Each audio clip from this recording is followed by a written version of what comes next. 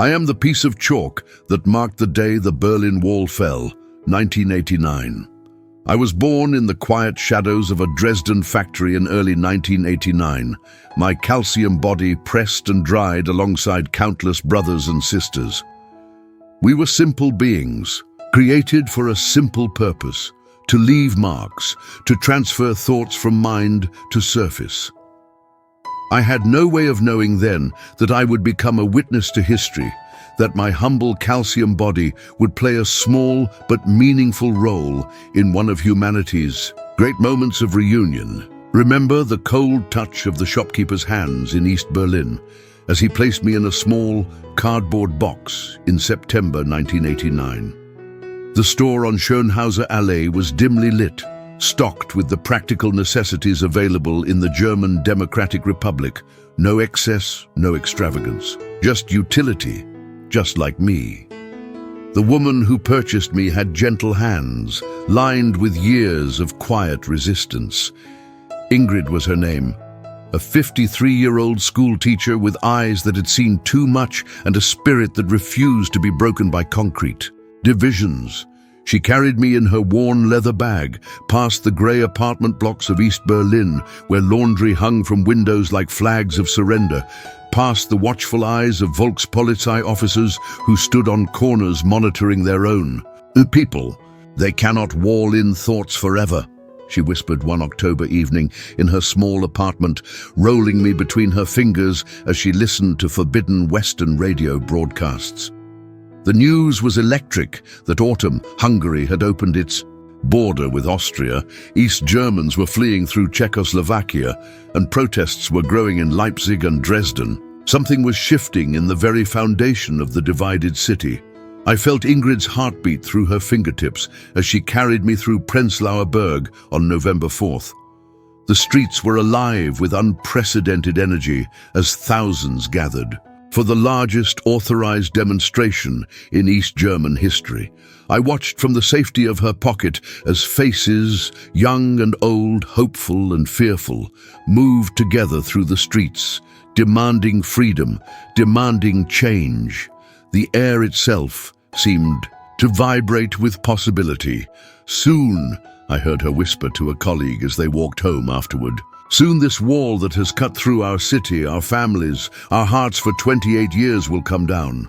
I can feel it. That night, she placed me on her windowsill.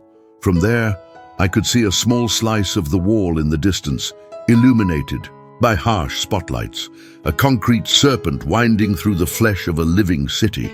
How could I, a mere piece of chalk barely 3 inches long, understand the weight of that barrier? Yet somehow in my silent, inanimate way, I sensed that Ingrid was right. Change was coming, and somehow I would be part of it. November 9th, 1989, began like any other autumn day in Berlin, the sky a palette of grey, the air crisp with the promise of winter. Ingrid carried me to her school near Bernauer Strasse, where the wall had brutally divided a single street. I spent the morning helping young minds form German letters on small chalkboards, leaving pieces of myself behind with each stroke. But by afternoon, whispers were racing through the school. A press conference, confusion about travel regulations.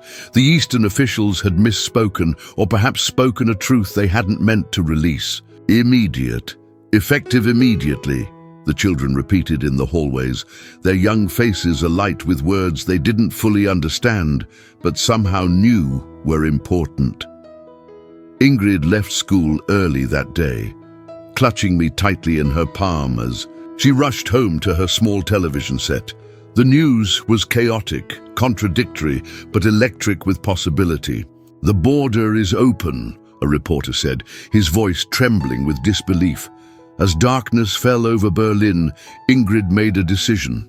She slipped me into her coat pocket alongside a small flashlight and walked with determined steps toward Bornholmer. Strasse crossing.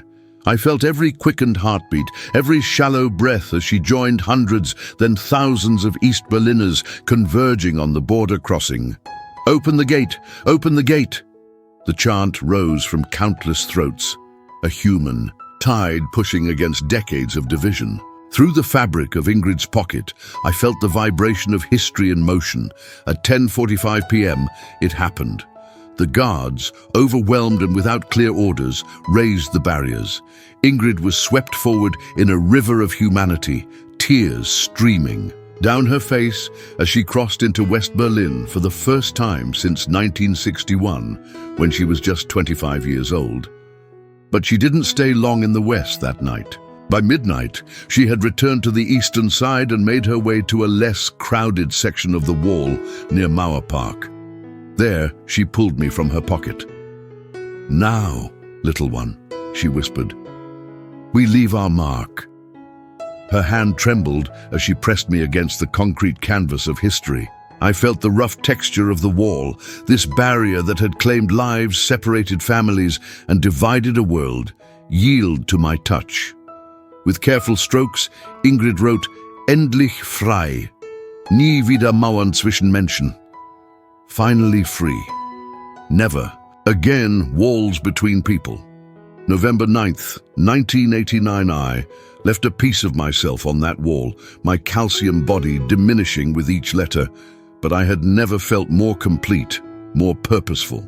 Around us, others were doing the same, leaving messages, poems, declarations of freedom on this monument to division that was, at last, being reclaimed by the very people it had imprisoned.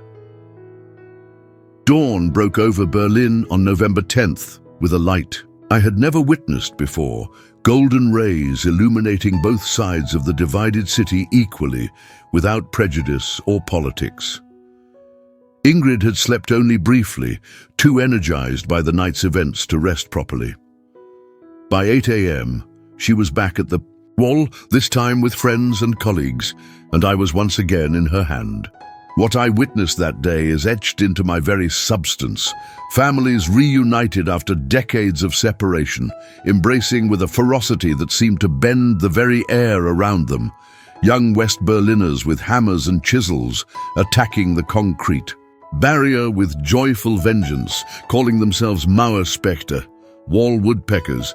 Children sitting atop the wall where armed guards had patrolled just days before, dangling their legs over both sides of history. Near Checkpoint Charlie, Ingrid met Hans, her brother, whom she hadn't seen in 27 years. He had fled to the West just before the wall went up in 1961, leaving his family behind rather than live under the regime. Their reunion brought Ingrid to her knees, my chalk body clutched so tightly in her hand that I nearly broke. When she could stand again, she offered me to Hans. "Write something," she urged, pressing me into his weathered palm. "Leave your mark on this monstrosity that kept us apart." Hans approached the wall with reverence and rage intermingled. His hand was steady as he wrote, "For our parents who didn't live to see this day, Friede, peace." Throughout that day, I passed through many hands, young and old, Eastern and Western, familiar and foreign. A university student used me to sketch a dove breaking free from chains. An elderly man wrote simply the date his wife had died, unable to cross to receive Western medical treatment. A young girl drew a rainbow arching over both sides of the city. With each message, each symbol, I grew smaller, my once pristine white body now a stub, worn to varying angles by different grips, different pressures, different emotions. But also, with each mark, I felt increasingly part of something transcendent, a collective expression of humanity reasserting itself against artificial division. By evening, Potsdamer Platz had transformed into an impromptu festival. Someone had brought speakers, and music flowed freely across the once lethal death strip. I watched as East and West Germans danced together, shared bottles of champagne, and exchanged pieces of the wall as souvenirs of a nightmare ending. "This is what peace feels like," Ingrid whispered to no one in particular as she held me up to witness the celebration. "This is what freedom sounds like."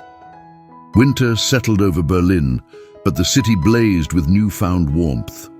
I remained with Ingrid, now just a small nub of chalk, too precious to use further. She kept me in a small glass dish on her desk, alongside a fragment of the wall she had collected. Concrete and calcium, remembrances of boundaries broken. By December, sections of the wall were coming down systematically. Official demolition had begun, but so had a more organic dismantling. Thousands of people claiming pieces of the barrier as trophies, as talismans, as tangible proof that the immovable could in fact be moved. On Christmas Day 1989, Ingrid took me to the Brandenburg Gate, which had stood in the death strip, inaccessible from either side since 1961. Now it was open. West Berlin's mayor, Walter Momper, and the East German premier, Hans Modrow, met there to open a pedestrian crossing. I watched from Ingrid's pocket as former enemies shook hands where guard towers had once stood. "See how quickly hatred can dissolve," Ingrid said to a young American tourist beside her, "and how slowly it forms. The wall took only days to build in 1961, but decades to fall in our hearts." Through the following months, I witnessed Berlin's transformation from my perch in Ingrid's apartment. The city stitched itself back together unevenly, imperfectly, but with determination. East Germans experienced Western abundance with both delight and disorientation.